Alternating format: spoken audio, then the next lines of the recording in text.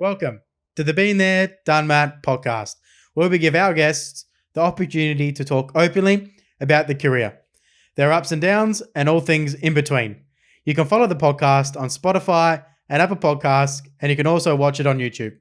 If you enjoyed the podcast, give us a like and a follow on our social media, which you can find in the link in the show notes. Hi everyone, and welcome to episode 15. This week, I was joined by Victoria Sullivan, who is an active Muay Thai fighter. Vic is current WBC state champ, 3-time WMC state champ, 2-time WMC Australian champion, and WMO national champion. We talk all things fight preparation, both physical and mental, and reflecting on past fights. It is always an honour to share the studio with a savage like Vic. Vic's next fight is scheduled for July the 17th, where she'll be competing for the WMO lightweight world title. Best of luck to Vic, and I hope you all enjoyed the podcast. All right, we're live. Victoria Sullivan, thank you for joining me on the podcast. Thanks. How are you today? Me. Yeah, really good. You good? You. Yeah. Finished with a hard testing day today, fitness testing? Yeah. Starting to feel really sore from that. So if you're listening, coach, thanks. DOMs are kicking in. They are. Damn, that's hard. Also, congratulations on the, if I get this right, WMO world title fight. Yep. So I announced that I'll be fighting for the WMO world title in Queensland in July. So I'm versing a girl from New Zealand. Oh, wow. Yeah, so pretty lucky that we've got a bubble between here and New Zealand. So that's opened up. So, yeah, it's been something that we've been chasing for a while. So super excited. Congratulations. That's all in the right step direction, is it? Oh, absolutely. Yeah. This is something that we've been working towards for a really long time. So, yeah, still sort of feels surreal. Like I announced it, only signed the contracts, announced it, and it's just like, all right, all systems go now. Like we've got to really start working now. That's awesome. So has it been in the works for a while, or you kind of just come up because you recently just had a fight?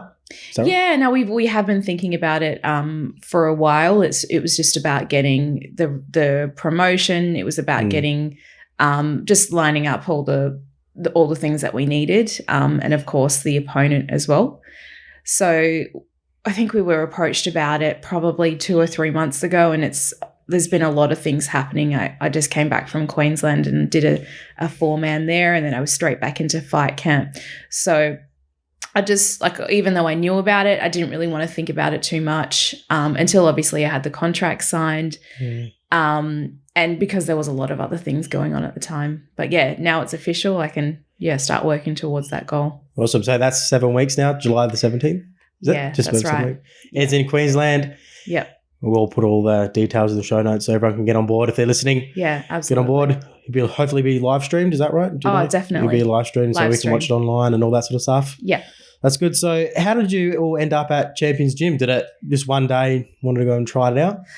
Oh, well, my Muay Thai journey actually started when I was 17. So it was a long time before I made it to Champions Gym. Oh, Did you want to hear about that? Yeah. Let's go for it. Okay, cool. So basically, when I was a kid, I did Taekwondo, and me and my brother did that for a little while. Cool. I sort of stepped away from martial arts and did team sports. And then when I finished high school, I was going out partying, got pretty unfit, and during school I was pretty sporty, so I was just sort of looking for something that was going to get me fit and not feeling so crappy about myself. And a friend at the time said to me, I know a girl that's been doing Muay Thai and she's got amazing results from it, you should look into it. I was like, what is Muay Thai? I've never heard of that before. So I actually Googled it, and there was a gym just around the corner from my house that was about a 2-minute walk. It was that close. And I hadn't got my driver's license yet at that stage. So I just walked down there. I signed up, and I just fell in love with it. I never really took it seriously while I was there. So I hit pads for the first 6 to 12 months. And then I was actually approached by another gym, and they said, oh, why don't you come try it out? And by that stage, I sort of wanted to try, something different. The gym was good, but it was sort of going in a different direction. So ended up going to this other gym. And the trainer there at the time, Darren Miller, said to me within the first day, he's like, would you think about fighting? Oh, really? Yeah. Wow. I was like, oh, geez, like I've sparred like a handful of times, but I think you just saw that, I just had that natural ability. And I thought, yeah, all right, let's do it. Like I've got nothing to lose. Let's just go for it. And within 6 months, I was in the ring for the first time, and Wow. that was a real experience in itself. Wow. Yeah. So my first fight was actually a loss. So it wasn't a bad loss. It was just a split decision. And after that fight, I had a bit of a change in my career, which took me to a different location. So being able to get into the gym got really difficult. So Okay. I ended up going through about 3 years of training, one to 2 days a week. And then finally I had to move again, even further away. So I was forced to actually move on from the gym. So during the 3 years that I was not really training so much, I sort of had this feeling in the back of my mind, or I guess this desire to fight again, because I was like, I really just want to get that win, even if I just do it once. Like I really want to get back into it.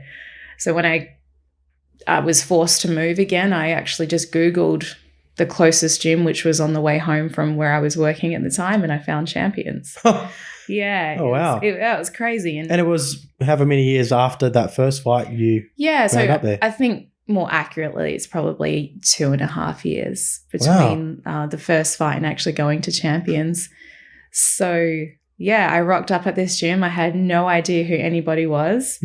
Obviously, Pomon is quite well known in the scene, but being out of the scene for a little while, just had no idea. Him and his wife run the gym, and she was quite an accomplished fighter as well. Yeah. So I just sort of went along and probably didn't treat it so seriously within the first 6 months. And then I think it came around to Christmas, and I thought, no, this is enough. I've moved gyms. I really just need to either get back into it and have that first fight, or just be happy to walk away from Muay Thai and just, go train in a gym and hit some weights with my partner, who's my husband now. So yeah, I started showing up a little bit more, and Whitney, who's the co-owner, the wife of Pomon, my coach, saw a lot of potential in me. And that's when she sort of mentioned to me again, would you be interested in having another fight? I was like, yeah, absolutely.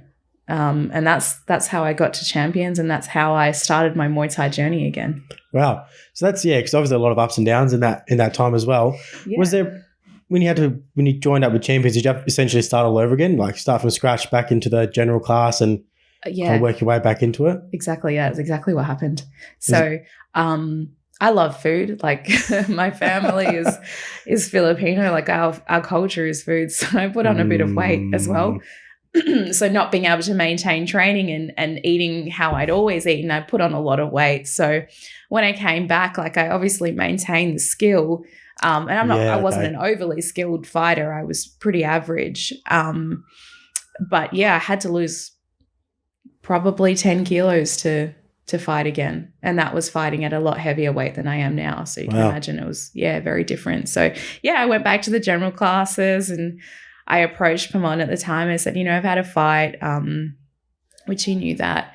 When could I get back into sparring? And he was like, I'm going to be honest with you, Vic, you just need to get your fitness up first, and then we'll talk. And I was like, okay, let's go then. So I got my fitness up. I started running for the first time in, oh God, forever. I still hate running, but I do it. Yeah, same.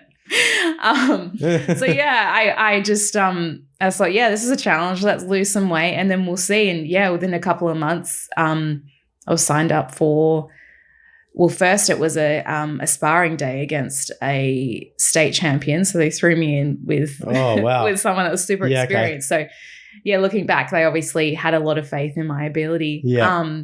And yeah, not long after that, I was having my comeback fight on my second fight. So that first sparring run that you had, was that a bit of a wake-up call? Did you kind of get knocked around a little bit, or you kind of held your own? You know what? I actually held my own really well. Yeah, I surprised myself. I surprised myself, yeah. It's amazing how you can kind of play tricks on yourself, and then you go in there and you actually go, wow, like I actually when the heat was on, I rose to the occasion. Yeah. And I think it revealed a lot about who I am and who I've continued to become over the years. So that was definitely a turning point for me, that sparring day with the state champion at the time. So when Pamon first said to you, you need to get your fitness up, was that obviously a wake-up call? And then from there, what the steps, you obviously started running, but did you start taking more classes? Did you be more proactive with the diet? Absolutely. Yeah. So, I mean, I'm a pretty realistic person. So when he said that, I was like, yeah, I definitely think that that's true. But it did definitely give me a kick up the pants and a reason to do those runs and get up before work and do the things that are uncomfortable and diet and Were there times in that period where it was like, just you got a little bit too hard maybe, or were you challenged at all in that time to stick to it, or were you? It was a long time ago, so it's hard to remember. Yeah. But I would just remember being really driven. Yeah. Yeah. And I think it had a lot to do with the people that I was surrounded with. I guess because when I first started Muay Thai, there wasn't a lot of women, there wasn't girls to really look up to. But whereas in between the time of starting and moving to champions, Muay Thai had become a bit more mainstream, attracted a lot more girls. So there was a bit more competition in that way, and there was more support from women.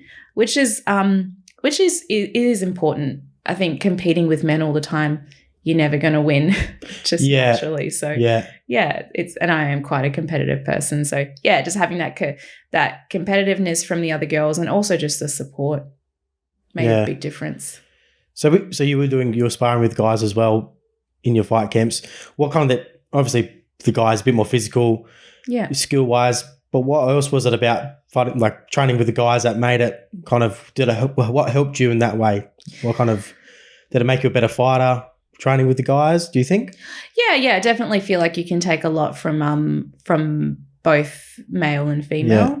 But it's, having other girls around just makes it a little bit more enjoyable and you feel a bit more human. And as well, because if you get more success training with, you get your confidence up. With the girls, and whereas the guys keep getting beaten down, it kind of hurts. But it's good to also have bit of both. You want to be able to know what it's like to be kind of vulnerable, or like how easy it is to get hurt.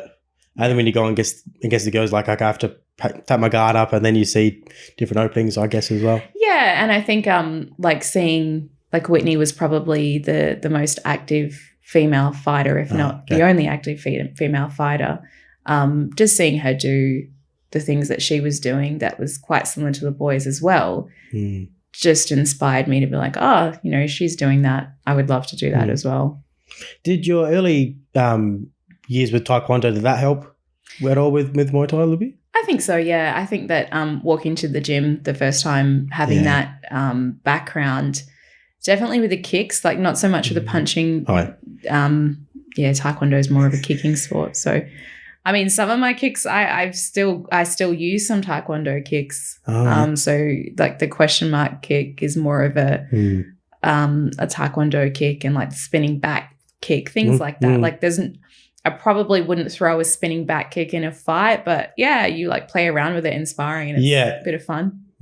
So you try in sparring to see what works and what kind of happens. Do you kind of come at from a sparring session, go, if something like that happens in a fight, I could maybe pull it off, or do you kind of keep the two separate, sparring and match? Well, so I've used the question mark kick a few times in fights. Oh, wow. And we train it quite a lot. Like when I was going for my Australian titles the second time, we pretty much did that every single day. After class, we would just practice that because it's different. Yeah. And things like that can be a game changer. Yeah. Because, you just don't expect it to come out of, you're seeing a kick come down low and then all of a sudden it's being flicked up high. It's, in Muay Thai, you don't expect that. You don't see it much, no. Yeah.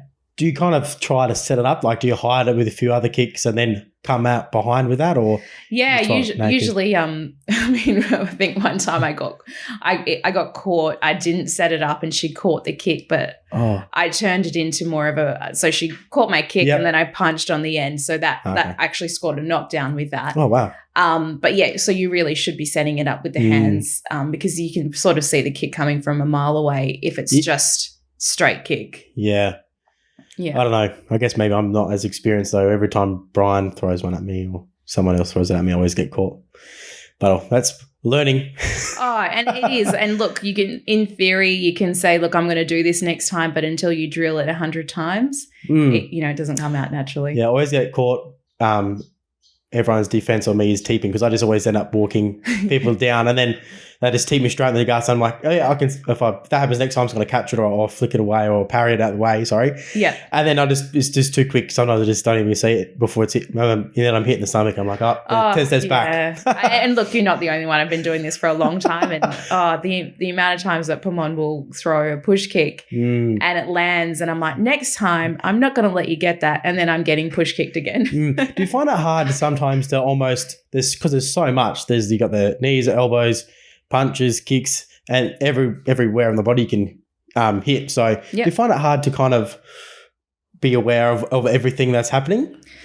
At the start, like when you first start sparring, it is so overwhelming. It's not funny. It's just like, I remember thinking, there is no way I'm going to get used to this. But you do, and it's just about breaking it down into things that you can learn in bite-sized pieces. And it's never going to be perfect because everyone has their own style, so you always get caught with something. That's so true. I was laughing because obviously I don't have the longest arms and the longest legs, so I have to go on the inside. But then people with really long legs, just keep me out on the outside. I've got no chance. Yeah, there's ways of overcoming it. Yeah, what was the most challenging aspect of Muay Thai? Was it clinch? Elbows? I would probably say clinch. Yeah, I mean, that's for me because I really enjoy fighting on the outside and throwing kicks and punches and essentially kickboxing. But yeah, probably clinching because when you break it down and you really have a look at it, it's actually a really technical sport, a really technical aspect of the sport. Oh, yeah. And the amount of times you can end up on the canvas is not funny. So yeah, not even by knockdown too, like just the sweeps, and when you're in the clinch and it's just essentially a sweep and the roll, just the whole body strength. Exactly. And it's actually incredible because you look at some of the Thai guys who are really good at it and they're not that big. It's just obviously just lots of training and it's used to holding onto the body. Yeah, it's about using the opponent's body against them. So like if you're against someone that's really strong and they're pushing and they're putting all their body weight on you, there's ways of using that against them and putting them on the canvas and making them look silly. So yeah, again, it's just a really technical part of Muay Thai, which you just need to drill and drill and drill and drill and drill some more. Yeah, right. When you were training for that second fight at Champions, how was your structure? Were you training every day? How did that kind of the week look? So for my second fight? Yeah. Did you go into fight camp or was it just kind of you continue just training like normal? Yeah, no. Just harder days? Yeah. So we've got fight camp. So that's usually like a 7-week window. But for me, it was different because obviously having to lose the weight was hard as well. So like your training definitely amps up. And you have to be more aware of your recovery. Obviously, with your weight cut, you have to start thinking about that, and that plays a part. So yeah, does that sort of answer the question? Yeah. So, did you when you were sparring? You weren't obviously sparring every day. Was there like you have a clinch day, then you have like pad day, and then they go then you go sparring on a Wednesday? Yeah. And then do you do weights 2 days a week, 3 days a week?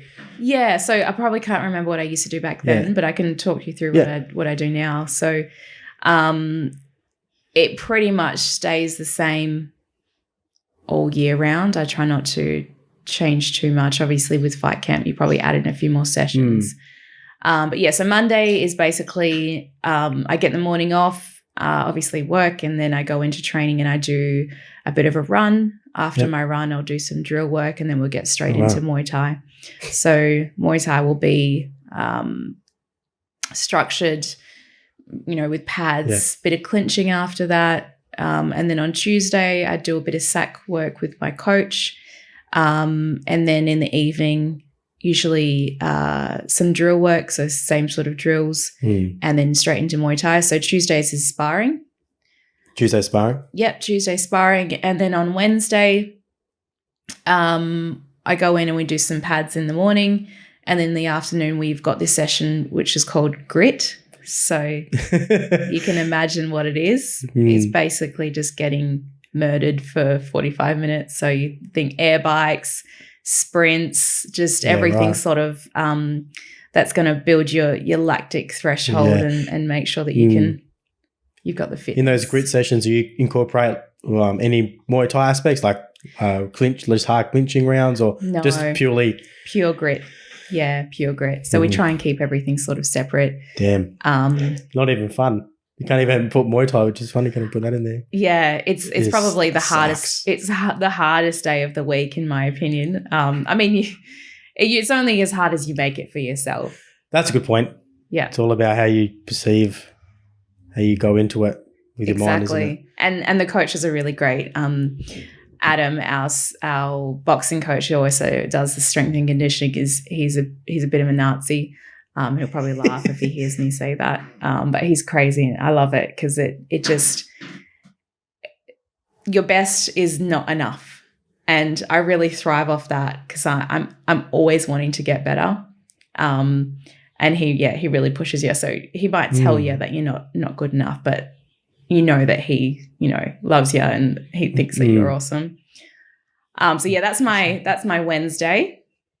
And then on Thursday, I do my sack session again. So Bodhi will tell me what I'm doing on that day for sack. And then I'll go in the afternoon, do my run, do some drills, and then jump into Muay Thai. So that's usually pads again. Friday, I do a bit of Muay Thai during the day. And then Saturday, go for a bit of a run and sparring. Yeah, right. And that's pretty much my week. It's a lot. It is. It is a lot. What I like talking to individual sport athletes as well, the most why I like to talk to them is because you are almost responsible for every aspect of your training more than someone who's like a team sport where you kind of roll up in a team. There's already coaches there. There's, some teams have dietitians and you got your SAC coaches and all this sort of stuff. So there's more responsibility on yourself to kind of know more responsibility for your own results, really. Yeah, to a point. Of course, but I think as an amateur, I probably did a lot of it myself, just because you got to invest a lot of time and a lot of money as well into it. But becoming pro, you do rely on other people a bit more. So I've got my Muay Thai coach, which is Pamon and Jack, and Dylan as well, and then I've got Coach Bodes, and he does all my SAC programming, and he helps me a lot with recovery. He's just a scientist, Bodes. He's such an amazing guy. And then I've got my dietitian, so I've had her for my last fight camp and this fight camp as well. So she obviously helps me with my recovery and also my diet. And then obviously I've got people to help me for like I've got my sponsor, EP Bodywork. He helps me out with my recovery as well. Yep. So yeah, as much as I just sort of I make the most of the decisions as far as what I do. Yeah, I still get a lot of advice, and I guess people consult me. Yeah, for sure. Yeah. Do you also take into account the fighter you're fighting against, and how you train, how the coaches will structure you? If they're strong in this area, do you pick that up, or do you kind of focus purely on your strengths and just play the fight out how it happens? It's a bit of both. Yeah. So I think that there's a lot of fighters that will try and change the game a little bit and train a certain way for a certain fighter, whereas we're sort of like, okay, well, we're really good at these things. Let's work at that. But she's also really good at this, so this is how we overcome that. So if she's got a really good right hook, we know that to overcome that right hook, we've got to have a really good guard, and we're going to have to kick a lot more, because that's what's going to score points for us. And obviously keeping your guard up as well, so we're not getting caught with silly stuff or getting knocked out. So yeah, I would say probably probably a 60-40 split there, 60 being working on what we're good at, and then obviously 40% working on what she's going to come to the party with. And the other thing that my coach always says is you never know, like you could watch 15, 20 fights of this same girl, but she could be changing it up. So we need to be prepared for that as well. Yeah. Did that happen with you? When you were coming up through your time, did you kind of have a few things that you're kind of good at, and then you got really good at something else, and then that was your strengths? I mean, it's hard to know because I've never really asked, but yeah, I probably have surprised a few people over the years. I think now I'm not going to say like my style won't change, but I'm pretty established in what I'm good at and how I like to fight. But yeah, I guess over the years, like, yeah, hopefully I've surprised a few different people over the time. I've always been the underdog, so. Oh, really? Yeah. Most of my career, I've been the underdog.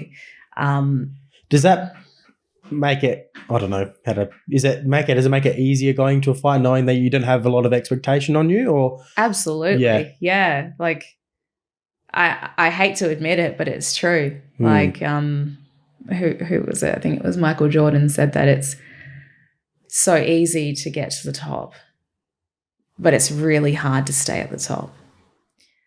And I think it's just a mental thing, because you when you're the underdog, you're hungry to be the champ, and you work super, super hard, and you get there and you're like, okay, what do I do now? So yeah, I'm still trying to work that out. But yeah, I loved being the underdog. I loved going in there and people being like, I expected nothing from her and she surprised me. Do you see yourself as you kind of get through your career and you get exposed, the more exposure, and people look at you and be like, geez, I'm favourite to win this fight? Do you kind of still go, you want to try and go in with that underdog mentality so there's less perceived pressure on yourself? That you want to try to play a little bit of mind game on yourself a little bit? Yeah, definitely. I actually don't like it when people say to me, oh, you're going to smash this girl. Like, I would much rather say I would much rather hear from someone else that it's going to be a challenge. And I mean, it doesn't change anything. It doesn't change the way you train, but it is just that mental side of it. It's like, oh, well, on days that I'm really, really tired, because you do have those days when you're really tired and you just want to sleep in, or, you know, and those are the thoughts in your back of your mind that are like, oh, you know, you can have the day off because, you know, you're just going to smash it. Yeah. And those are the sorts of things that you try and overcome. But yeah, being the underdog, you are hungrier for it, for the win. Sure. And that's probably makes a lot of sense too, because if you say that, you're going to have someone say, oh, I'm going to smash her, then that makes you believe that. And then when days get hard, you're like, oh, it's okay, I'm going to smash her anyway, I can have a rest day. Yeah, exactly. Yeah. It can't be. No such thing as a rest days. Yeah. No, there isn't. Not in this sport. No. I mean, you've got to recover like that. I think that I never really respected recovery before, so I would probably overtrain. But yeah, so obviously you have your days off, but you don't get to be slack in this sport. No, you get exposed. You definitely do.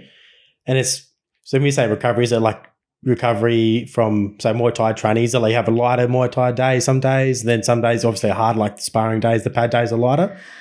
I think it's more like when you need to have a day off, you've probably done something wrong. So in my opinion, I think that you should have a really solid training plan, and you should be able to stick to that 90% of the time. And if you can't, then something's going wrong.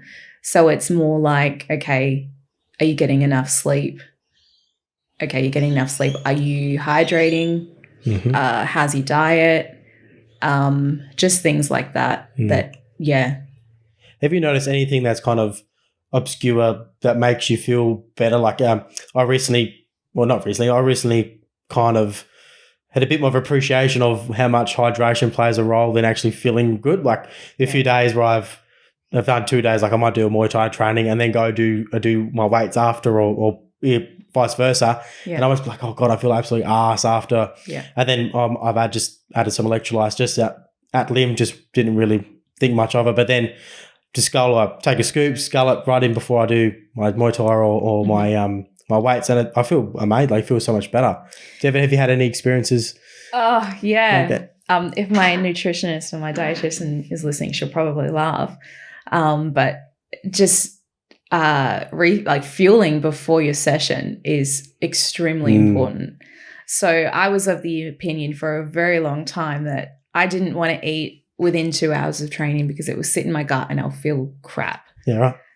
And my dietitian sat down and we had a look at what I was doing, and she was like, you know, what you're eating right now is great, but it's the timing of your eating. And like, you telling me that you're feeling like you want to sleep before training, it's because you're not fueling yourself before training.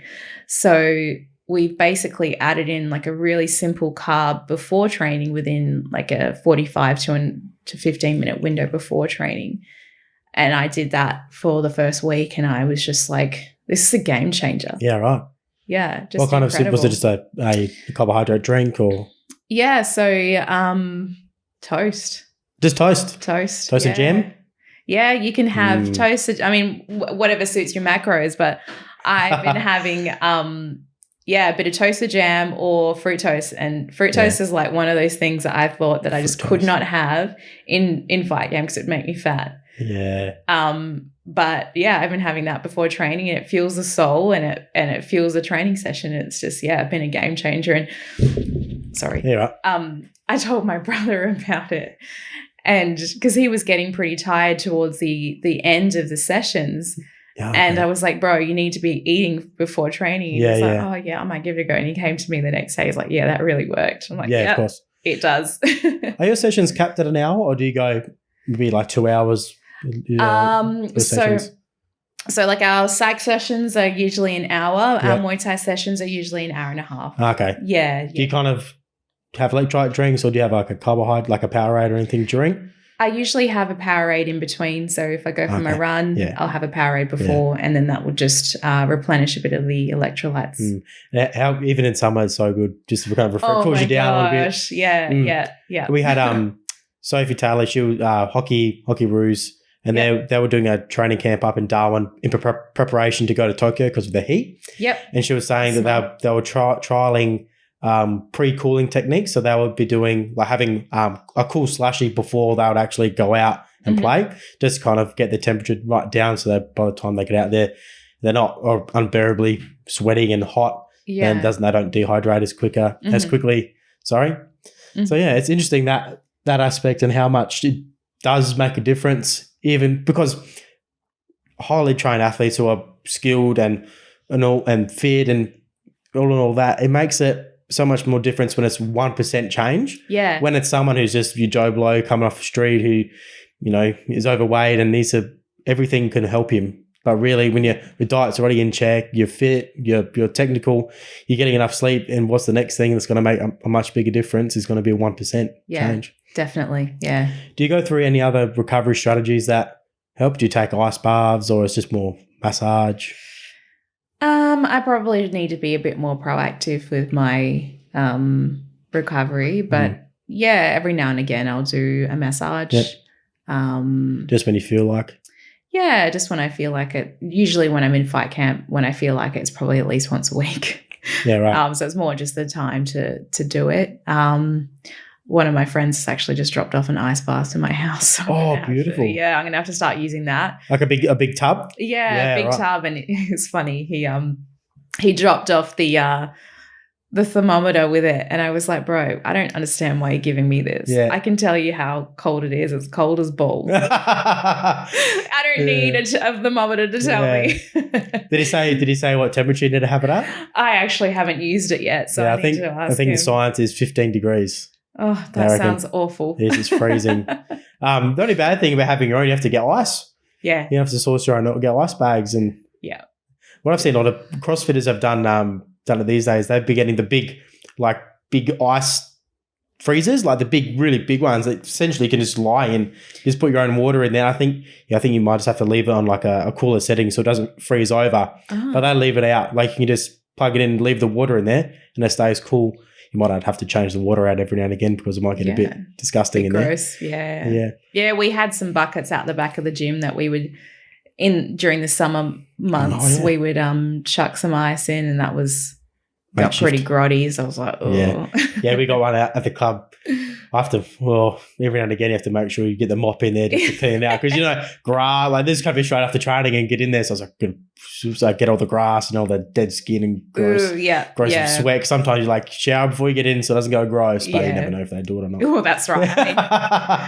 Yeah. So I think, but I think recovery, you need to really place more of a importance on the sleep and the hydration and the diet, because they're the big three. Exactly. And I think if you're nailing those three things, then massages and ice baths are great, but they're just a small percentage of the overall recovery. Do you do much stretching? Do you go into yoga at all a little bit, or just kind of mobilise before training and that's enough? Yeah, we do a bit of mobility work with before me and Bodes train. We'll always do a bit of mobility work, and he'll check in to see how the body is, and we'll work on those things. And during before Muay Thai, we do a bit of a stretch as well. Do you find there's certain stretches or like certain areas for Muay Thai that need to be a bit more mobile than just general? Hips? Hips for sure, for sure. Yeah, we actually tested out my hips this morning, and Bodes was like, "Yeah, we need to do a bit of work there." I'm like, "Yeah, right, definitely." What stretch? Was that a stretch? Particular stretch they do? Basically, you just your lying glute stretch. Yeah, so you just lie down on on like a bench, and like your leg hangs. Oh yeah. That's called the Thomas test.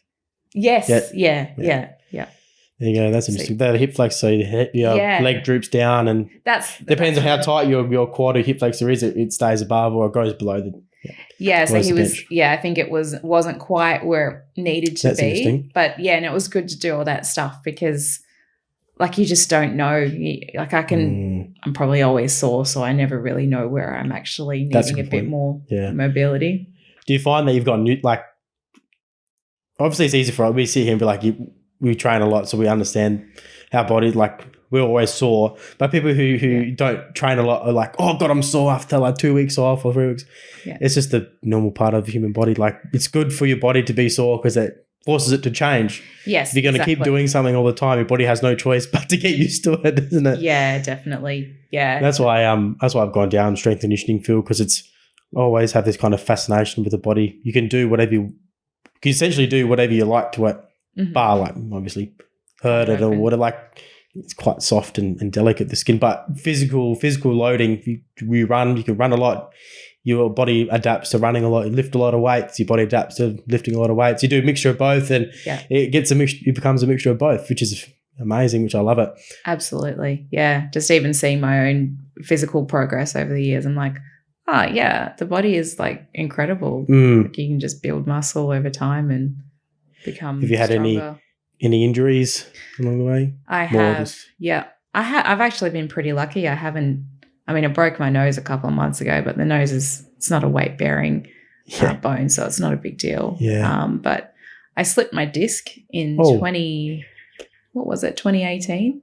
Yeah. So if you've been on my Instagram, I talk about it a little bit because it was a really defining moment of my career. Yeah, right. Basically I'd gone through a fight camp and I'd cut down to much lighter than I normally would. Well, it's only 3 kilos, but 3 kilos for me is quite a lot when I'm fighting quite lean already. So I got down to the fight weight and I fought at that fight weight, and I think it just depleted me. And off the back of that fight camp, I went straight into another one. Oh, wow. Again, depleted. And I was doing a simple squat and I slipped my disc. And at the time I didn't know I slipped it. So because there's variances with the severity of slip discs. And some people can have a slip disc and not know it. And then others can have a slip disc and not be able to walk. And I was sort of somewhere in between. And the fight that we had was super important. We had sponsors on board. We had this girl coming across from Queensland to Perth to be there. And so I took a couple of days off and I came back and kept training. I was like, oh, this is not getting better. Like there's something wrong here. And there was points where I was like, I can't do this anymore. We decided to push on, and then the pain just kept persisting. So went and got an MRI, and, with back injuries, MRI doesn't really do much apart from tell you yes or no. Yeah.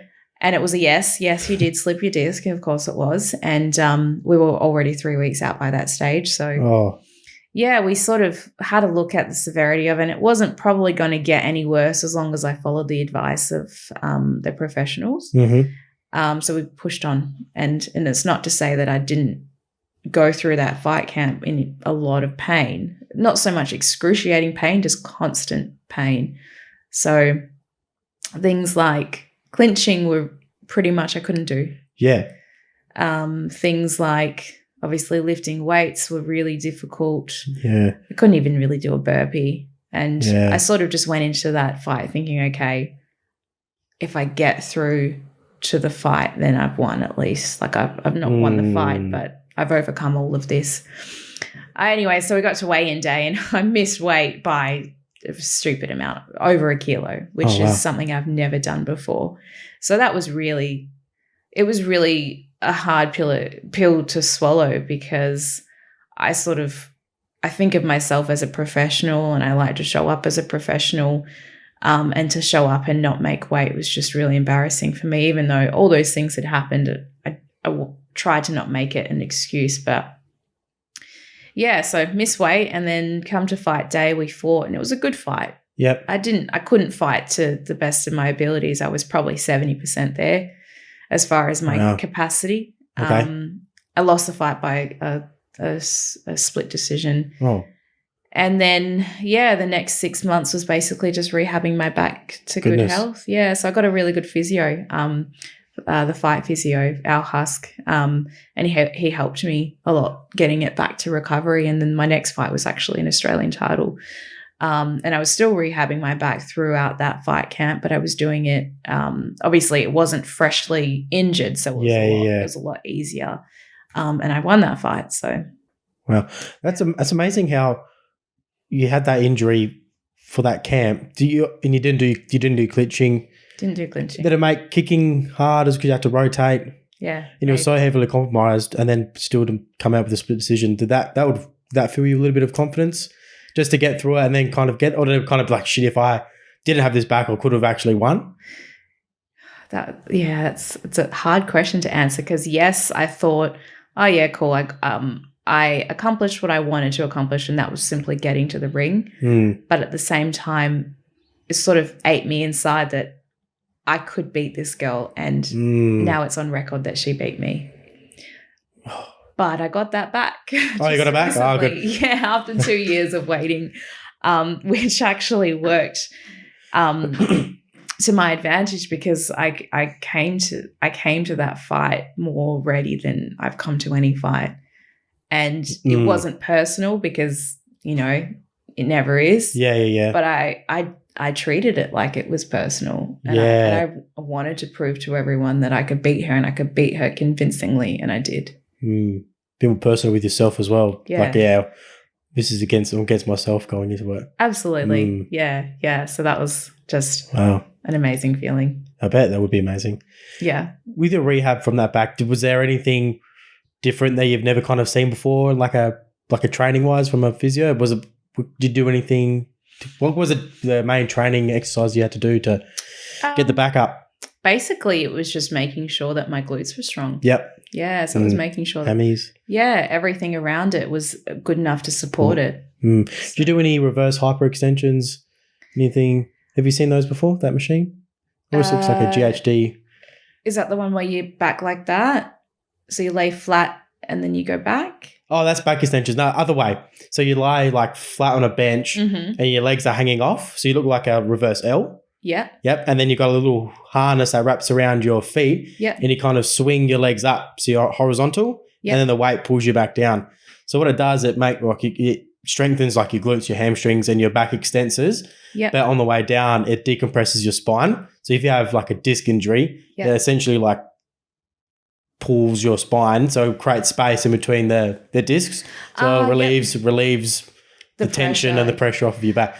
So like Louis Simmons, he created this exercise, this machine. He broke his back in multiple places as a power lifter. Yep. And he created this exercise and he's healed a lot of guys who do heavy weightlifting because there's a lot of load that goes through your spine. And a good way to kind of combat a lot of pressure is to relieve it through that decompression? I remember at the chiro, he put me on one of those tables and it sort of like Decompresses. Yeah. And my feet were strapped in. Yeah. Maybe something similar to that. There's though, you can get certain benches that kind of, you hook your ankles in and kind of, you go down on a 45, so your head's facing down, your feet are up high, so that also decompresses. I remember the chiro saying even if you just hang from like a bar, like a pull-up bar, that will help. That's the same. Well. Yeah, that was really good. But obviously you're restricted by how much you can hold your body weight up. But exactly. Yeah, we've got a couple of our bigger boys who have some back issues just because they're bigger and they've just had generally, well, like you said before, people, you can get a scan on your back and most of us would have some sort of back injury, but we don't know about it. It's undiagnosed, but we had a few guys who have to do some extra lower back work just to kind of keep on top because it's hard because footy, you get a lot of tackling and it's a lot of different directions, so your back takes a lot when you get hit in the ground. Very dynamic, yeah. So they do that, reverse hypers, anything to do. You do a lot of hip thrusters for your glutes, I guess, as well. Yeah, I mean, a lot of it was unweighted. Okay. Which seemed to sort it out. A lot of like bird dog. Yep, bird dogs. Yeah, bird dogs. Yeah, I remember. So a lot of core. I call a lot of core work as well. Yeah, stabilization. Yeah, so I pretty much get up early in the morning and do all of that. Go straight to the gym. Go for a run and then do that sort of stuff before training as well. So there was different exercises that the physio gave me just to do before I started training to get everything fired up as well. Does it affect you much now? Do you kind of have to stay on top of it a little bit? Fine. I can finally say after probably, if you asked me a year ago, I probably would have said, it still affects me, but I haven't had pain in my back for a really long time. Awesome. That's fantastic to hear. Yeah. And look, I think the severity of it wasn't probably not as bad as what some people experience. It was just the fact that I was going through a fight camp with it that made it really bad. Fight camp is emotional time because you have to, because it's such an interesting thing to be in. Well, I've never been in it, but you obviously have as well. You're here. You're going in to fight someone. Like you're one-on-one. Like there's no, like you obviously got a team of people to help you through it, but at the end of the day, it's your thing, like you against another person in a ring with a ref. Yeah. And you got to hurt, like it's violence, which is crazy. Yeah. You ever think back and go, like, what the hell? Oh no, you just like, you get caught up in the emotion and how much you love the sport. I think that feeling is probably more prominent going into a fight. Yeah. I mean, the fight or flight response is definitely real. And a lot of the time on the day, maybe not so much these days, but, a year ago, you'd get to the fight show and you'd see your friends fight or you see people in the fight scene fight and you think, oh, my God, do I know how to do that? And they could be amateur and I'd be watching them thinking, do I know how to kick? and you just think, you're like, if I slip out the back door, will anyone notice? So, I think that going into battle, you sort of try to find all the excuses as to why you shouldn't be there. But afterwards, it's like, I love this and this is why I love it. Is there an element of self-doubt in there a little bit? Do you... Yes and no. I think more so in the lead up to a fight more than anything. Yeah. Allegedly, do you know Brendan Schaub, the MMA analyst? I think we were watching one of his podcasts last week, Below the Belt. He was talking, he was describing some fighter, but he was saying in his own experience, there'd be fights where he'll be in the locker room saying, "Oh, if only the fight was tomorrow, like, can we change the fight and do it tomorrow? Because I feel like shit right now." Yeah. During a fight camp, does that kind of creep up, or is it just kind of squash your own kind of emotions to be like, this is not, we don't have time for this? I think it depends on how long your fight camp has been. Okay. Like for me, if I've had like a 10-week fight camp, I'll be like, oh my God, by 3 weeks out, I'm like, I wish the fight was just next week. Just want it done with. And then there's times where you've had a short fight camp that might be 6 weeks and you might be like, oh, I wish I had just had an extra week so I could prepare a little bit better. But when it comes to fight day, I think you're just anxious to get in there and have it done. Yeah. I mean, everyone's different. Yeah, I guess everyone's different. Yeah. For me, it's just like, let's go. Let's do this. I've worked really hard for it. You've done the cut. Honestly, I think the cut is probably just as daunting as as the fight itself. Yeah, okay. Because that's the challenge before the fight. That's the fight before the fight. Exactly. So what do you cut down? What do you cut to? What weight class are you in? 61.2. 2. Wow. Yeah. And what do you kind of you walk around? About 67. Wow. And you lose up during, because you said 7-week fight camp. Is that what you work around? 7 to 8. 7 to 8. And there's obviously you don't try to lose 6 kilos in a couple of days. You lose it over the period of the fight camp. Yeah. So generally it's your calories are a little bit more restricted. So we'll work with the dietitian to get it down. Yeah. And then if it needs to be that we cut salt and we start to manipulate the hydration in the body, we'll do it that way. And then obviously last resort is the sauna cut as well, which I've used a bit. Okay. Yeah. So you work with your dietitian, you work alongside. Yeah. So she advises me, and obviously in the past I think a lot of fighters are just more set on, I need to lose weight, I need to drop my calories down stupid amounts and not eat. Whereas my dietitian's like, okay, well, we need to nourish you, we need you to perform, and we also need you to cut weight as well. So it's just finding that balance. And if you're cutting too much and you're dropping down your calories to like 1,500 or less, a lot of the time your body isn't going to do what it needs to do. And then, you're not able to train at your best. And then you injure yourself like I did with my back. And I'm pretty certain that had something to do with the fact that my calories were just too low. Well, yeah, your body would have been pulling from all the sources, and like your discs are all full of liquid, and if your body's dehydrated, it's going to pull from places. That's why obviously when you do your weight cuts and you're so dehydrated, you're so exposed for other things because your fluid is around the brain to protect. You dehydrate that fluid from everywhere, dehydrate from your discs as well, which is quite scary in a way. Yeah. And that's what you say. It's such a daunting kind of experience getting into it. When did you first start to work with a dietitian in your fight camps? Well, I've worked with a few different dietitians over the time, so probably started working with my first dietitian actually after I hurt my back. Oh, okay. Yeah, that was the first time. So then I'd realised, okay, you need to stop doing this yourself because you don't know. You need to get advice from somebody else. Wow. Yeah. So about 2 years.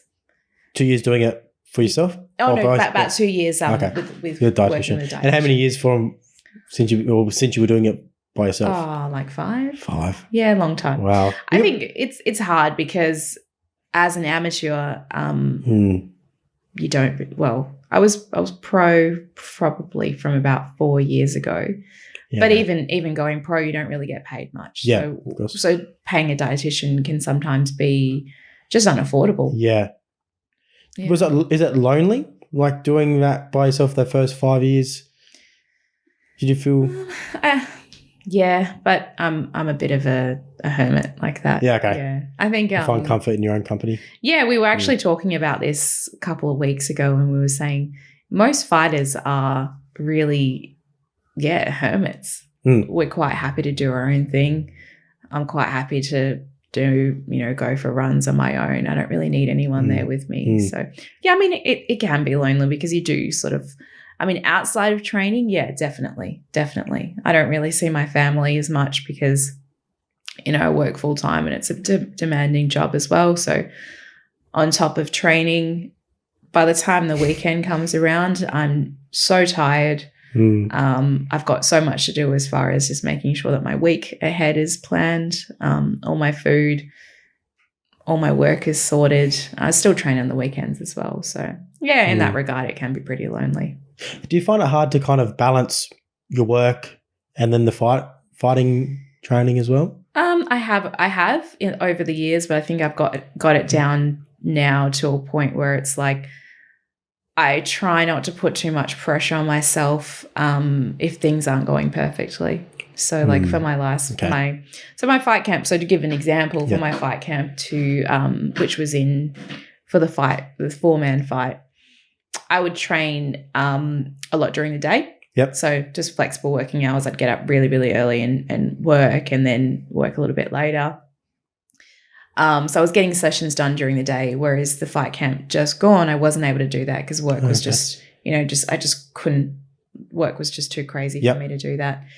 But, instead of getting down and getting upset with yourself, you just have to accept it. You just accept it as part of, your journey as a fighter and having a job as well. You accept things that become no point umming ahhing over something you can't really affect or change, can you? Yeah, and you sort of just have to accept it. I lost my last fight, which was a decision, which everyone has their opinion over what they thought should have happened. But yeah, my point is I will never let something like that be the reason why I lose a fight. Just because I missed out on a couple of sessions because work was crazy. You were also in quarantine as well, I think, coming back from Queensland. Yeah, I was in quarantine. That was fun.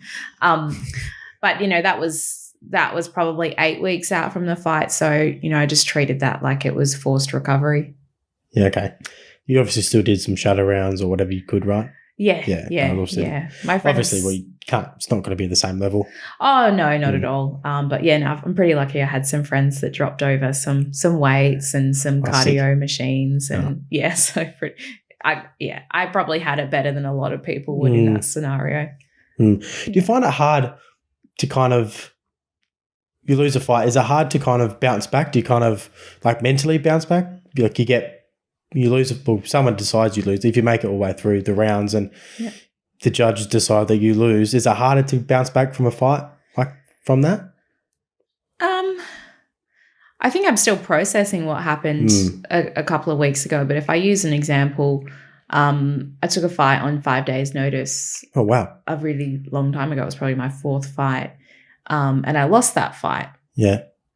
So coming back for the rematch, I was so driven and I just trained it's almost like you train at a certain level and then I just upped it. And I was like, this is the new level because I want to beat this girl so badly. And I'm sitting here talking about it. I'm realizing I take things quite personally, but it works for me. It works. And so I feel like sometimes losing is a good thing and it can really push you. And as long as you don't let that define who you are, you can take that and say, all right, this is an opportunity to get better and I'm going to get better. I'm not going to let it be the end. Let it define who you are. That's a good one. Not letting, just because you lose one doesn't mean you're a loser. Exactly. Yeah. I mean, there's this thing that people say in Thailand. When you ask someone about their Muay Thai career and how good they are, you don't ask them, what's your record? You ask them, how many fights have you had and who have you fought?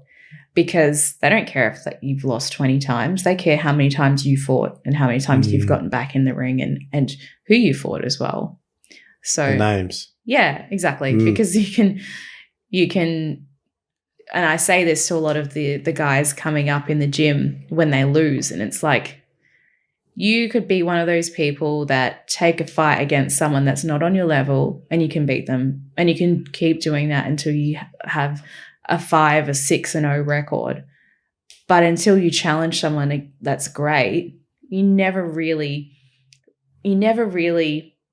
understand what Muay Thai is about and how Muay Thai is going to make you better.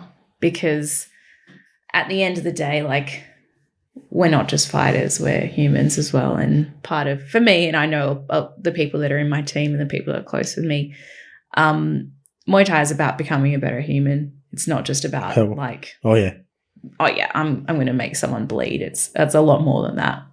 It's an interesting perspective as well, because it's so zen, but it's like it's violence, but you also, I've tried to live by that kind of mantra as well. You like to do things that challenge me, like Muay Thai, get uncomfortable, do things that kind of output a great, like lift heavy weights, do the Muay Thai, get into a ring, hit people hard. But outside of it, like, a lot of fighters are relaxed, like, you're chilled out. Like, it's a lot of relaxed, and some of it is kind of, you get a lot of the aggression out as well. But then you realize that it's so easy to kind of get hit or hurt someone, that why be violent outside? Why should I have to go out and fight someone in a normal space? I think be friendly and have fun. I think with you life. learn a lot about yourself. And I think That's that good. when you're more aware of who you are, things don't affect you as much and you're less emotional. I mean, everyone's emotional, but you're less explosive and you can control yourself a little bit more because you've controlled yourself in the gym. And you've had to push past your barriers within the gym that you might not have ever pushed past if you hadn't done Muay Thai or whatever your sport is. It's interesting as well because you were talking about the record, doing right about how many losses you have. It's such a different perspective when you talk about boxing. Yeah. Boxing is all about unbeaten records and the run and people get kind of a lot of people who outside of the sport who don't realize that like a Muay Thai record isn't really that important. It's about how many fights and the names. They think everyone knows what boxing is, and it's Floyd Mayweather's 50-0 and Canelo Alvarez is on this amazing run. Yeah. But really they don't understand how important losing is. People don't.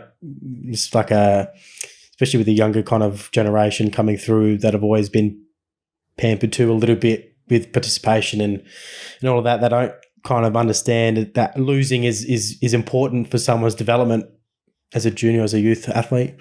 Absolutely. And I think it translates directly into life because if you think that you're going to win in life all the time, you're wrong. That's so true.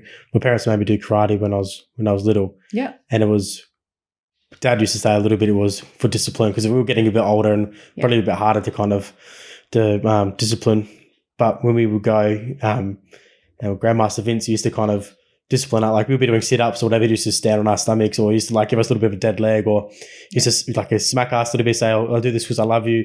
And we would have to like say thank you and just like more of a control your emotion like you were saying. Yeah. And then at the time I hated it. But now reflecting back, being 27, you kind of understand like how important that message is. Yeah. Being able to, face adversity or have something that goes against you and just being okay, I accept the reality that's in front of you. I can't change that someone's told me off at work or something's happened that I can't change. I have to get on with it and accept it and move on, which is an important message. It makes a happier human. And at the end of the day, that's all we have control over. We can't control everything that happens in our lives. That's true. Yeah, it's about how you take it and move on with it. Exactly. I had Brian on the podcast, obviously. You would have knew about that. Listen to that. Yeah. He talked about training his fighters for the first 10 seconds of the fight. Yep. How do you go about the first 10 seconds? It's obviously full of nerves and how do you kind of think about the first 10 seconds or you kind of just kind of I think maybe that's more valuable for someone that's entering the ring the first or second time because it is really daunting. I think for me, probably the first round, we just go in with a blank canvas. Okay. Yeah. So we basically just go in, expect nothing and just, I mean, it's different. When you're fighting a 5-round fight, you've got a little bit more room to have to feel out. So when you watch a pro fight compared to an amateur fight, it's very different as far as how it starts off. We usually will enter the fight, no agenda, just we're going in, see what she's got, keep your hands up, move around, very, very bread and butter stuff. Once we get back to the corner, we'll reassess things. And, of course, we'll train for that particular fight in the lead up for the fight. So we'll have things in our back pocket, but we definitely don't go into the first round thinking, yep, we're going to do this and we're going to do that because it might just not turn out that way. Wow. Have you had times where it's gone the other way, like that other person's come out full blast and kind of taken you aback a bit? Yeah, definitely. My second fight, actually, I remember she came out like a bull and her nickname was the Wrecking Ball. All right. Yeah, the Wrecking Ball. Hint. Yes. Yeah. So I remember she just literally came flying at me and I was like, oh my goodness, what do I do? And I ended up just having to push kick her the whole fight because I was just like, there's no way that I'm going to be able to battle you the way that you are, like racing at me. So that shocked me a little bit, but my coach is pretty good and he understands our body language pretty well. So he'll say to me, what's the words that he uses? I can't remember, but basically he has a cue that's just like, just chill, like. Don't buy into the rush. Don't start fighting her game. This is your game. You slow her down. So that's something that we do and it works really well. the first time you stepped up to do the 5 rounds, did you have to prepare a lot more conditioning-wise to handle that? Or? Oh, yeah. Just mentally, you're like, oh, my goodness, like this is basically a double fight. It's not. Like it's an extra 4 minutes. But yeah, so I was doing a lot more running, a lot more sprinting. We go from like hitting 3 rounds of pads to hitting 5 rounds of pads instead. So yeah, we're just trying to emulate it a little bit more. But I think naturally as you progress in your Muay Thai career, your training changes and it levels up every time because that's the only way to get better. For sure. Have you gone to train in Thailand? Have you gone overseas to train anywhere? Yeah, so this was just incidental. It wasn't planned. My sister got married in the Philippines, which is my mum's home and where she was born. So yeah, we were there for a couple of weeks. I trained in Boracay, which is a beautiful island in the Philippines. So that was interesting. And then on the way home, we decided we'll stop off in Thailand, seeing as where I was actually in fight camp. Sorry, I need to add that in. I was in fight camp at the time. During your sister's wedding? During my sister's wedding, yeah. I still, not ideal, but this was a rematch again. So I've had a few rematches in my time. Save more emotion behind it. And so to take it back a little bit more. So the first time we fought, it was a unanimous decision to me, and it was a state title defense. So I held the state title, and there was a girl coming up against me, and I think I underestimated her a little bit. She's quite a technical fighter. I won the fight, but there was a lot of people on her side that said, I think the other girl won. Yeah, like our girl won. So we rematched, and there was a lot of, and this was the first time I'd experienced any sort of negativity from anyone, because as you're coming up, people praise you and say nice things, and then when you become the champion, people always have something to say, and there was a lot of stuff online. So yeah, it was my first taste of seeing any of that, and it didn't make me angry, but it made me really want to beat this girl. So I treated it like I'd lost the first time. So yeah, going to the Philippines, I was like, I need to train throughout this wedding. And I still had a great time. It was amazing. But I still trained every day. And then we went to Thailand on the way home, and I trained there as well for about a week. And I trained at Singpatong there in Phuket, because the holiday was already booked. So I just made do with what we had in the area. But I didn't actually realize there was a lot of world champions at that gym, in Lumpini world champions. So went there, and it was a traditional Thai gym. You go for a 7K run through the hills, and it was a 30+ degree day. It was incredible. And then you get back, and then you hit the bag for like 30 minutes, and then it's clinching these little Thai boys that were like 10 years old that would just put you on your ass. Yeah. And so that was an experience. And every day I'd come home, I was like, I don't know if I can do this another more day, but I have to, because it was just like, it was going from training at a certain level, and obviously we train hard. That's different. But it was very, very different. And it's amazing. Yeah, incredible. Really incredible. Yeah, I always think back, like when I was 10, like I was at school, like, however old you are at school, you're in 10, and these guys are in gyms, they're running, they're fighting, they're hitting the bags, they're doing all of this. It's amazing the difference in life. And you go over and you go train with them, and it's amazing the skill level when they've devoted so much of their life to this one sport. Yeah. Well, and people who go over and train there, it's absolutely incredible. Yeah. It's it's their way of life over there. It's how they earn an income. So they treat it a little bit different to us here. But yeah, being amongst it was cool. What did you take? Did you take anything away that you've that I wasn't as good as I thought I was. It was a humbling process. Yeah, okay. Yeah, it was a humbling process. That's the other thing when we're talking about being like the fighters, a bit more calmer, because you're humbled a lot. If you've got an ego, that will get smushed out of you very quickly. Yeah. Being humbled is a great, I think it's a great experience. I think it's good. Some people obviously need it a lot more than others, but it's fantastic if you can get past that feeling of feeling like shit, but realizing, wow, this is actually going to make me better. Exactly. I think, just being open to being open to criticism is a really big thing in Muay Thai. So if you've got an ego and you're being criticized, it's not something that you can really take on board. So I think getting over that will help you progress a lot faster in this sport, because, I mean, if you're not willing to take on criticism and you get into the ring, your ego is going to get pretty hurt when you get knocked out. Oh, it will. Get knocked out.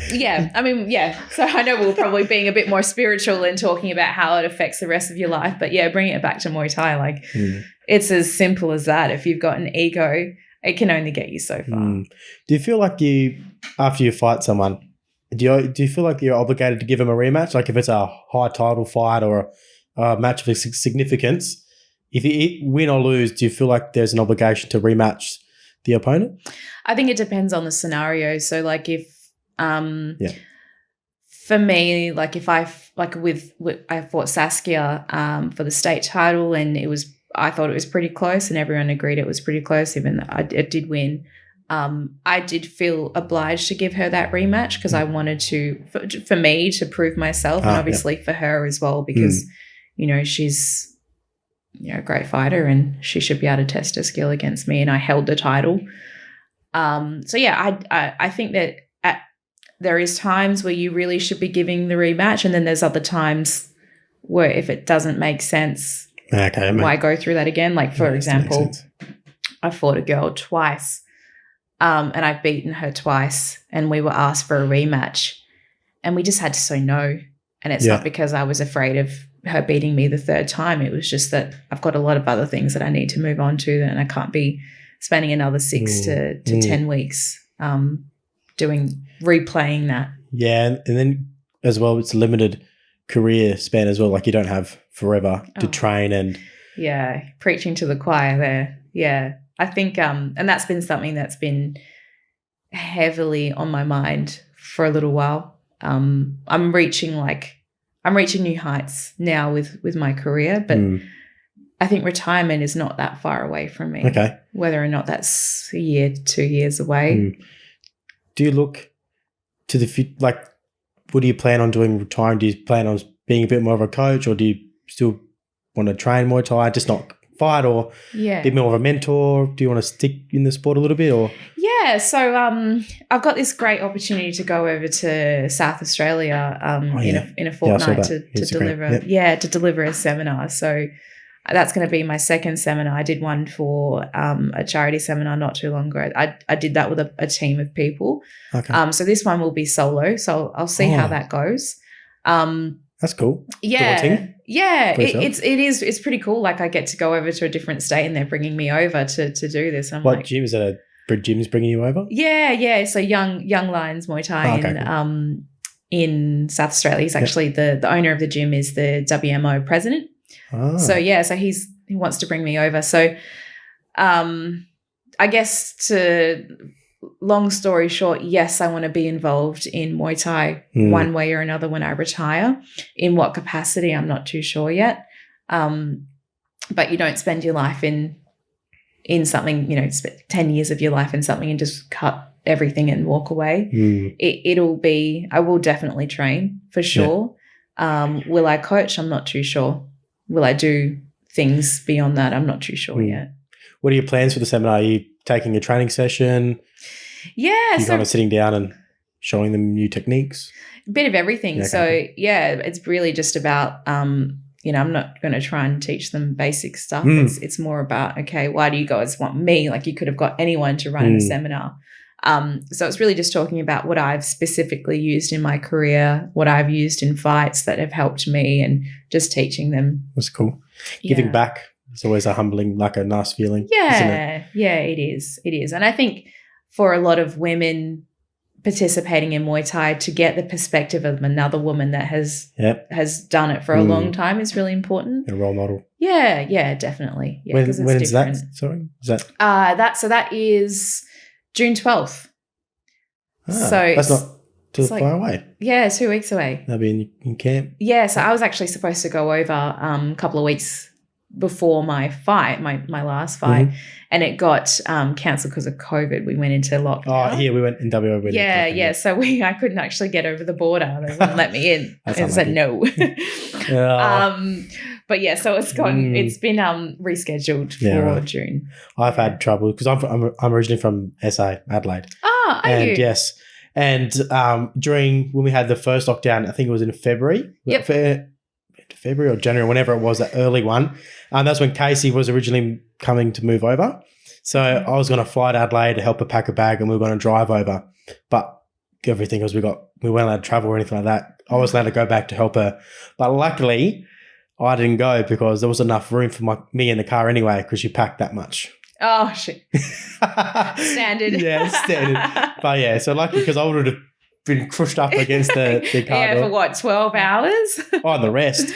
I think she was doing from Adelaide to here. She's doing 8-hour intervals. I think it took her 3 days. Oh, jeez. So, so the fourth day she came here, but yeah, so 4 days driving, 3 nights she had to stay over. So did she have to leave after the lockdown? No, so she was able to come no worries, but I couldn't go over to help her because I guess if you're driving because by she's yourself, coming from a low from risk. Adelaide. Yeah, okay, yeah. Coming here from Adelaide, which was fine. Yeah. But I wasn't allowed to go back because it happened and I actually rescheduled all of the accommodation to come forward because I was like, oh, if I could get out of here tomorrow and I can get to Adelaide and we can leave it earlier and still arrive and everything's locked down so I didn't have to miss out on work because originally I took 2 or 3 days off work because I was going to be traveling. Mm-hmm. But then because work was shut for a week, 7 days, I was like, oh, I'll be right. I can reschedule all of our accommodation earlier. I can book an earlier flight because at that stage borders weren't shut. It was just kind of wait and see how it goes. Yeah. I'll be able to change everything and we can schedule arrive and then lockdown's over. I'd have to sit inside for 7 days and, wither away on my sorrows because it's so hard not about it. Because once you get to a habit or something, just training, it's really hard to not train. Like you sit there and go, you feel sorry for yourself. You do. Anyway, I rescheduled everything for her and I was like, don't worry, you didn't have to call up any accommodations. I did it all. And then the next day I was just about to go to the airport and got a notification from Virgin saying SA's border shut. Yeah. You can't travel. And I was like, whoops, sorry, you're going to have to drive myself. And then she's like, oh, now I have to do all of this so much early because I was a couple of days, 3 days in advance. I pushed everything up. Anyway, it all worked out for the best. Yeah, geez, that would have been a long 3 days then. Did it? Right? Yeah. But she had a little puppy, so it was all right. Oh, yeah, true. Did it, so funny how they keep you company. I know. It's so weird. It's so funny. Was it hard for you over the lockdown periods and even the longer one, the first lockdown, the really long one we had? Was that hard to keep training and to stay a little bit motivated? So that first lockdown that we went through was, last year. That, to be honest, no. We had the live classes on at CG. Yep. You probably would have known about that. So I put my hand up as much as possible to actually take them. A bit of extra. So it got me out of the house and it got me training. Yeah. And I would run and I would do that sort of stuff. Yeah. So while the training wasn't amazing, it wasn't to the same extent that we normally would. I was still training. Yeah. So important, isn't it? Oh, as soon as you sit still, especially someone who's really active and they just sit still, it's hard. The body just goes into breakdown. It does. Break don't need what you're using. It's going to break it all down. And after a week, it's just I get in this mindset. It's well, I haven't done it for a week. I can't do it anymore. Yeah. Why should I do it anymore? I've lost all my strength. Yeah, it's a weird mindset and it's so much harder to get back into it. It is. It's all or nothing, which a lot of athletes are. And momentum. I say it's like a momentum builder. It's hard to, once you've had wildlife, I just kind of get to a mind frame of building momentum. It's just one day and then it's another day. And then once I've gathered enough momentum and then I don't want to break it. So then that's a kind of bit of a driver for the first 3 to 4 weeks because it's hard to form a habit, but easier to break one. Oh, so once you break the habit, it's harder to get it back. And then the 3-week mark is when you kind of want to break it again. And it's no, you've been to sleep on time. You've had a good recovery. You've been on a really good diet, 80% of your diet the last couple of weeks. Don't go off and go and get macros. Don't get that thick shake. You don't need it now. You can wait for it for another time. Yeah. It's that mindset, isn't it? Do you find that the Whoop has helped you a little bit with that sort of stuff? It's been amazing. Yeah. I was pretty apprehensive at the start. I was too. I was a little bit more. I've got one. I've got one. Because I'm a little bit on the side of not trying to make exercise a game a little bit, which I think Whoop has done better than like a Fitbit. Fitbit, you don't really have to. Fitbit, sorry, is more like your steps and how many steps I'm going to get today. Yeah. Whereas with the Whoop, it takes it down to recovery as well. So like I might like to see if I can sleep more than someone else, or I might try to get my recovery score up, which is probably better than how many steps, because the steps really doesn't account activity strain, and which the Whoop does, which I love. And then it gives you your recovery, your sleep, which I think I've taken a bit more account to now, because I used to just be 6 hours and then try to get to as much work in during the day, whether it was just like exercise or more just job work. Yeah. Try to work my way around that. But now it's more, okay, maybe I could just take an hour off the night and then go to sleep early, like get my bedtime routine an hour earlier so I can have a better sleep, and I think so much better. I was actually talking to Coach Bodes about it because he was always asking me, because he'd see in my face in the mornings, I'd show up before I got the Whoop, and he was like, how much sleep have you had? Are you recovered? And I'd be like, maybe like 6 hours. He'd be like, I think we need to clean that up a little bit.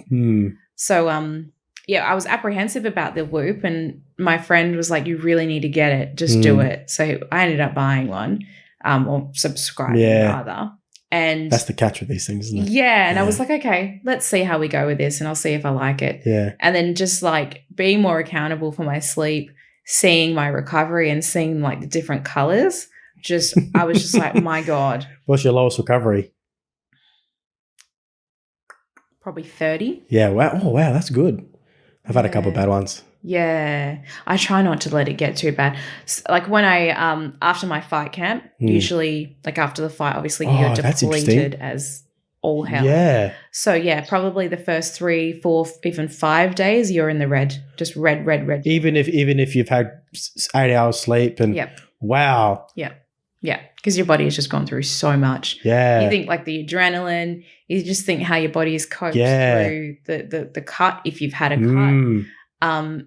And then just not doing the physical activity that you would normally do, because, if your legs are still battered up, if you've hurt your ankle, you can't run. So not being able to train as well makes it even worse. Yeah. Wow. I don't quite understand how that works, but yeah. Yeah. Just being more that totally just, I don't know, understand. Why am I weirded out by that? Maybe because I've never thought about it like that before. That's interesting, because you got all those, like you're amped up for a fight, then a couple of days after, your body actually has to recover from obviously the strain of the fight, but then the hormones, that's actually getting you well amped up because you're coming off a low. Yeah. And then you recover. Yeah. Because we use there's a paradigm in the S&C, it's called the fitness fatigue model. So obviously at fit you are fitness, and there's preparedness, fatigue, and then there's like recovery or readiness. Yep. It is. So like there's all different lines, and they'll kind of converge on the readiness, the line. And it's the fitter, you might get your fitness, but then your fatigue level comes up because you're training more to get fitter, so then your fatigue comes up. Yeah. But fatigue dissipates faster than what fitness does. So you have to, as you taper off towards at the end of a fight camp or a training block, you want to maximize your fitness but minimize the fatigue. Yeah. And then there's like a little sweet spot, which makes sense because there'll be a while after you have a taper, you might feel average of the first couple of days of your taper, but that's just your body catching up on the fatigue. And then kind of the last couple of days as you lead into at the end of the block, you might actually start to feel fresh as you're leading into the next week because your body's dissipated, the fatigue's gone out, you're still fit enough, you've still got the power still there, but the fatigue's gone, so you're feeling fresh, which is that what's happening right after a fight. You're tapering out, and then after a week or so, I guess you feel pretty good, right? Yeah, you sort of, you get back to it. But I think your shins would be the longest things to come back after you kick someone. Yeah, I was talking to Joe. He came to Queensland with me and fought on the same show. Yeah.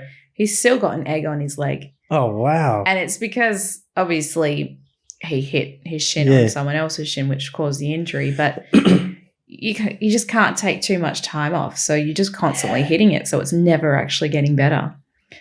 So you're constantly carrying these injuries that just never get better, but you just push through it, because things like that are like, okay, it's a bit of pain, but is it really like damaging me?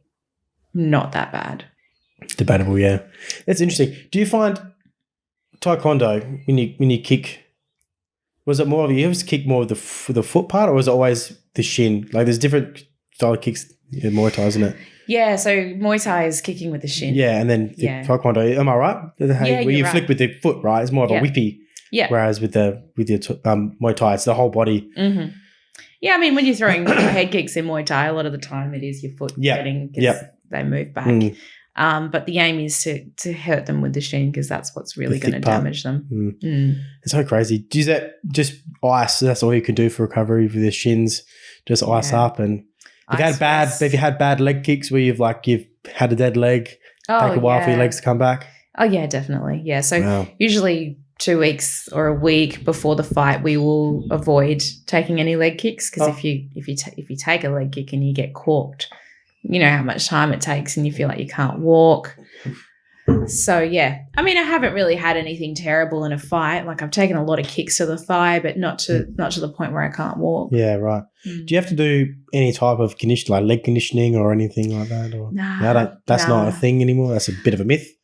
I don't think it's a myth. It's more I've just been doing it so long now that just naturally. Over time, you're kicking pads and sparring, it's enough, isn't it? Yeah. Yeah, and actually I think someone asked me that not long ago, and even as a beginner, I feel like you should be getting enough conditioning just from hitting the bag, doing your sparring, hitting the pads. Like you don't really need to implement much more than that. Yeah. And that's the same for bodies as well. Like you don't need to stand up to a bag and get hit in the stomach a lot. Or yeah, we do that. But that's just for fun. It's a bit of it's like all right. How hard can you go? You know, I mean, of course. Like I think it's more so not the conditioning. It's just knowing how it feels so that when you get hit with something like that in the ring, it's like, okay, this is how I need to respond. Take a breath, step back, or just move forward.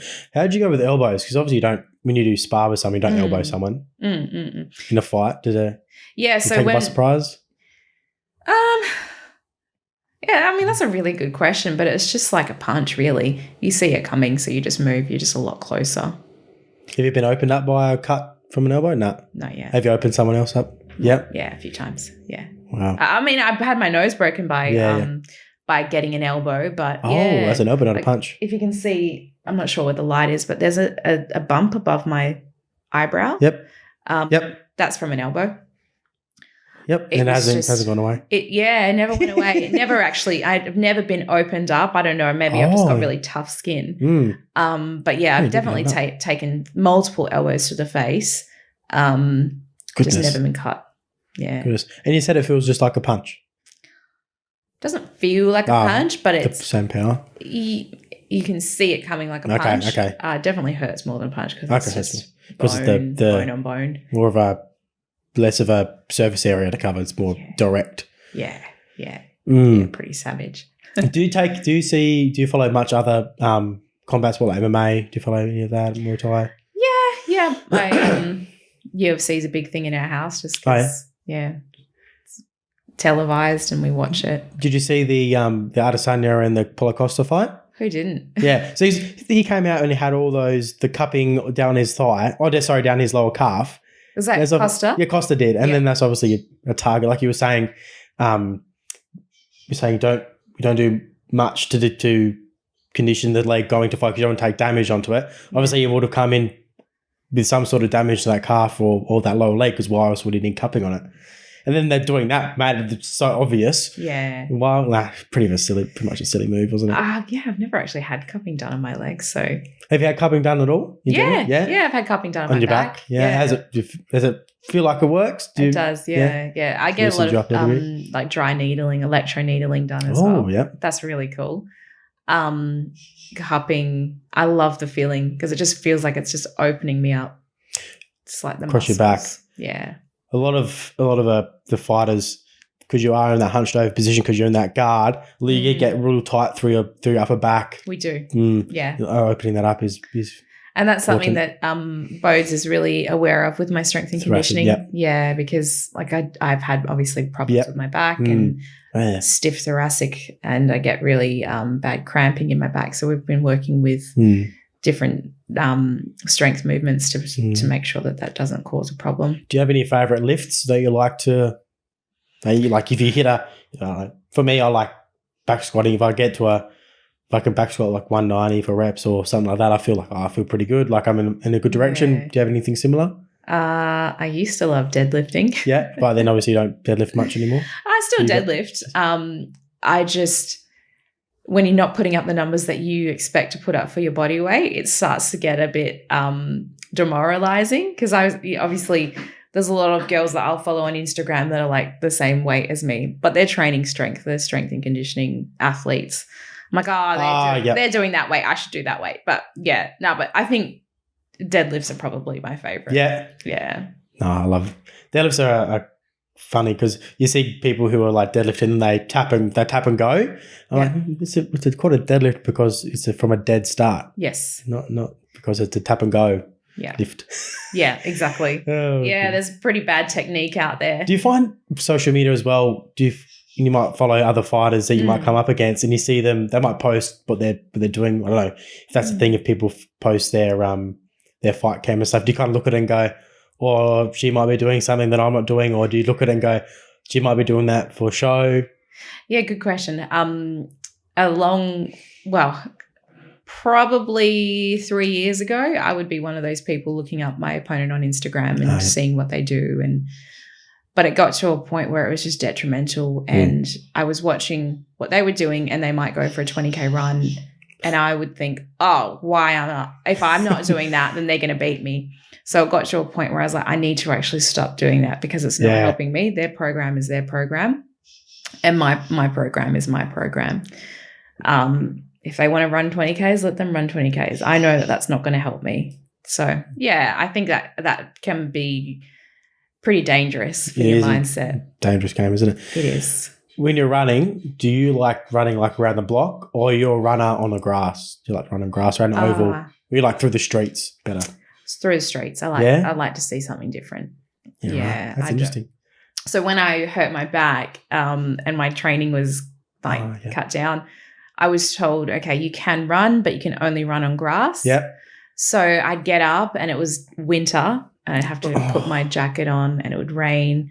It was still pitch black, and I'd have to take my dog down with me to the I don't know if you know Belmont, but there's Tomato Lake there. Yeah, okay. And I'd have to run laps of Tomato Lake on the grass. So maybe that experience makes me just hate running on grass. Yeah, it's weird. I don't like running through the streets. I don't know, just because you have to cross the road and you have to stop for cars. I don't like so it's hard enough for me to even get out to run. Yeah. Right. And then even worse if I'm running and I have to stop. Yeah. That's like my mindset just goes out the way. Yeah. I much rather go on an oval and I'll just run around an oval because nothing can stop me from running but myself. Yeah, I actually don't mind the break sometimes. I'm like, it's fine. Don't wait for me. Just go. Yeah. Oh, I need an extra 5 seconds, please. Yeah, just let me stop. No, I think I like to actually see stuff on my run, so I like to run. Yeah. Are you is it typical just slow 3K, 4K, 5K run, or you go minimum 5, maximum 7? And that you just depending on however you're feeling, you just do either one. Yeah, usually when I'm in fight camp, it's about 7K. Far out. Yeah. 7Ks. Well, yeah, they're not obviously not 7K like your fastest 7K. It's just kind of a jogging 7K, or probably a 5.5 to 6 pace. Wow. So not slow. That's pretty good. But I'm not a runner, so like runners would be doing that in like 5. Yeah, but 5.5 minute Ks for 7Ks. Yeah, that's probably ticking. Pretty fast. As I get closer to fight day, that I pull that back. So Bodhi gives me metrics. So he's like, okay, get your whoop out. You're not allowed to reach over 155 for your heart rate. Yeah. So I'll be looking at my phone. A lot of the time I'll just switch to the bike because it's a lot easier to maintain watching your phone. On the bike, yeah. Yeah, if you're out on the street, you can't really look at your phone. And it helps too, getting off the impact on your joints from running. It does. You get on the bike, you just kind of gives the joints a bit of a break, especially if you almost into the fight.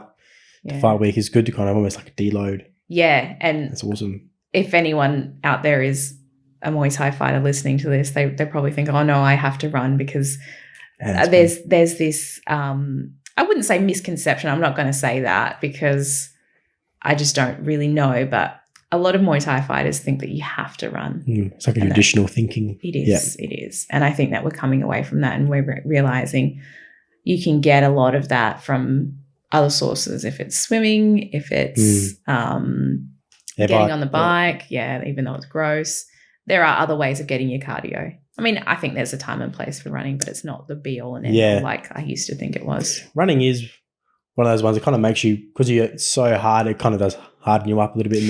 Yeah, definitely. Yeah. I think you're definitely right there. And that's probably something that I probably should add because I do believe that because running sucks. And if you can put yourself through something that's hard, then the chances are you will mentally become tougher. And when you go out on a run, you get halfway and you have to run back.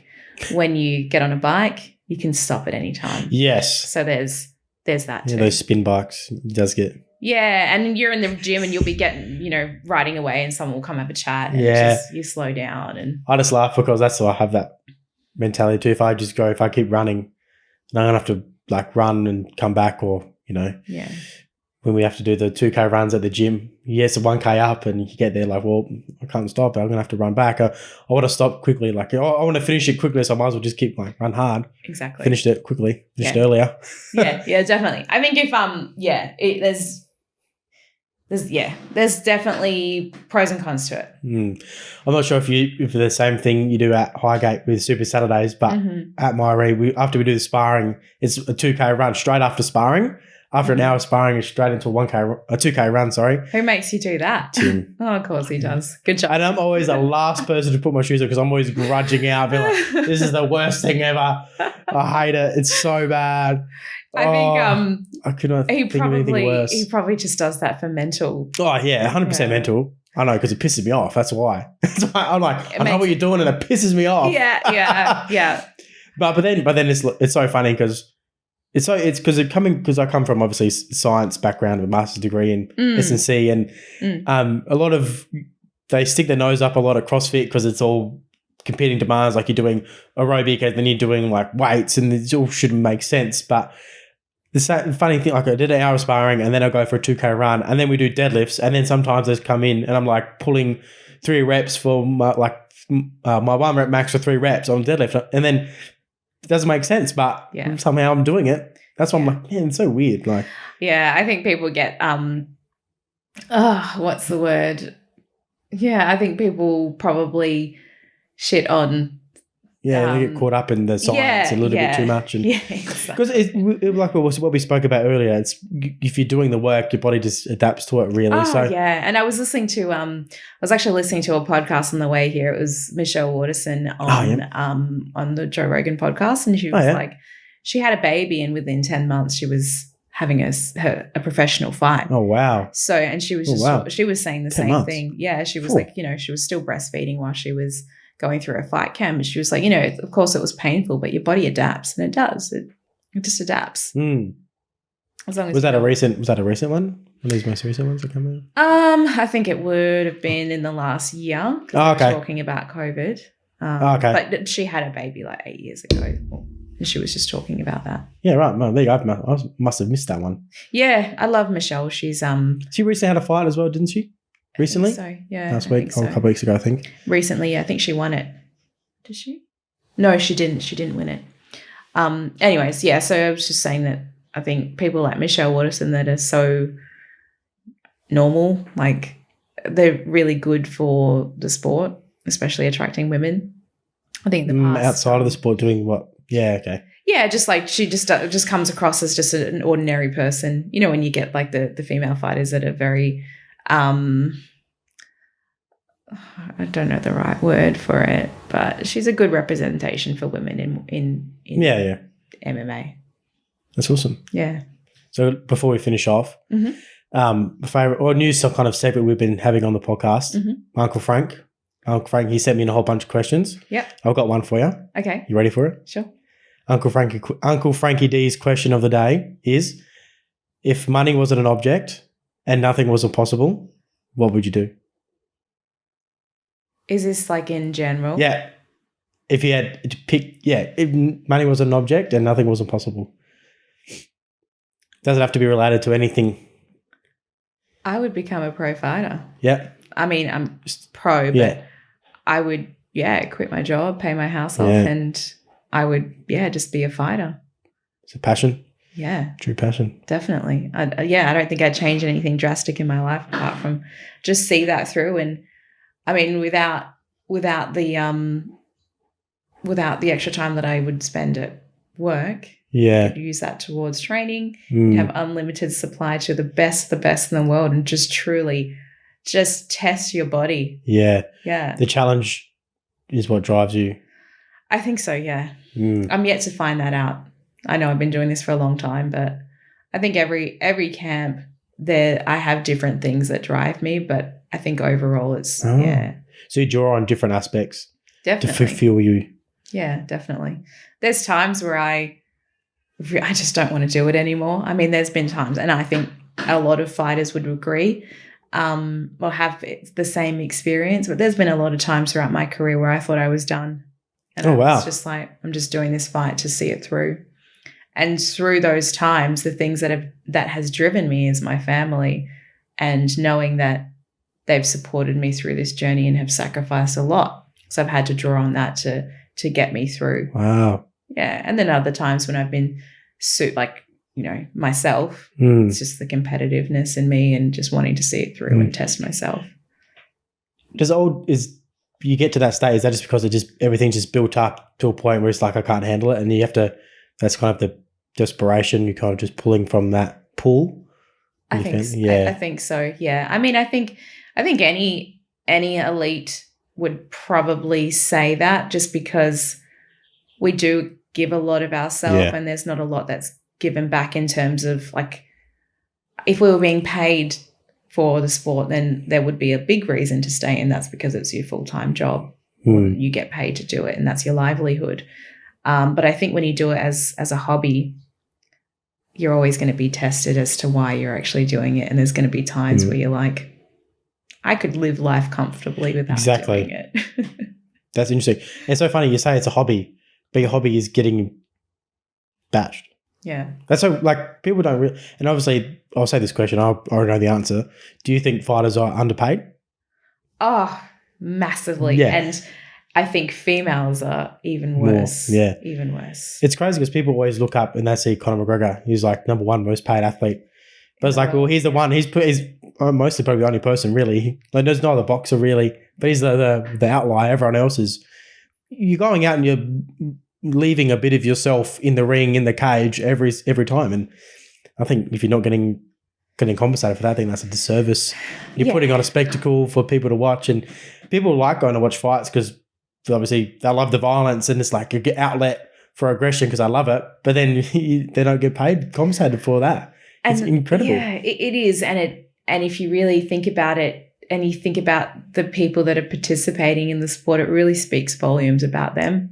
And as much as fighters will shit talk each other to sell tickets, I think we all respect each other because we know what we go through, and we know that we do it as a passion, and that's common interest or common connectedness. Exactly. Yeah. And I think something that I've been more aware of recently is that when other people have their opinions and say things online, because everyone's, a keyboard warrior these days, and, you read comments online about people shit talking fighters on their pages, and previously I was like, oh yeah, they get paid, and it comes with it. But I've become a lot more aware of how that affects mental health. Yeah. And I don't know really where I was going with that, but yeah, I've just been more aware of it. And when you see how we aren't compensated, and then you see the things that people say. Yeah. It's like, man. There's a misconception. People get paid a lot, and then, fighters get paid a lot, then therefore they, deserve to be, they have one bad fight, then they're an entertainer, and that's it. Yeah. Yeah. So crazy. So even Brian said the same thing. You don't get into Muay Thai for the money. It's because you love it. Oh, yeah, absolutely. And look, I'm doing it now, so yeah, I wouldn't change that. If I could have all the money in the world and all the time in the world, You'll still be doing the same thing? I'd still be doing the same thing. Absolutely. That's awesome. No better way to finish the podcast like that, Vic. All the best for your fight camp coming up, and best of luck over in Queensland. Yep. Who are you fighting in, sorry? So Gentian Lupe. So she's from New Zealand. I'm hoping I'm pronouncing that right. So yeah, that'll be July 17th. Awesome. So anyone on the Gold Coast, that'll be up in Burleigh. Yep. Otherwise, if you want to listen to the live stream, or watch the live stream rather, I'll post the details on my Facebook. And I recently saw yesterday on email there was a cheap flights up to the Gold Coast. A little. So hopefully that's the right time period. We can work it up and get out there for the holiday and watch you fight. And you want to shout anyone out? Do you want to say anything before we finish? Yeah. Shout out to my sponsor, EP Bodywork. He's been taking care of me for the last 4 or 5 years now. Awesome. Shout out to Champions Gym. Yep. Always have my back, and my coaches there and everyone there. Awesome. Put all those. It was the EP Bodywork. EP Bodywork. Put that in the link below. It's description below. Yep. We'll link Champions Gym to the podcast as well. Yeah, awesome. Thank you very much for coming on the podcast. I enjoyed it. All the best for the future. Thank you very much. Thanks for having me.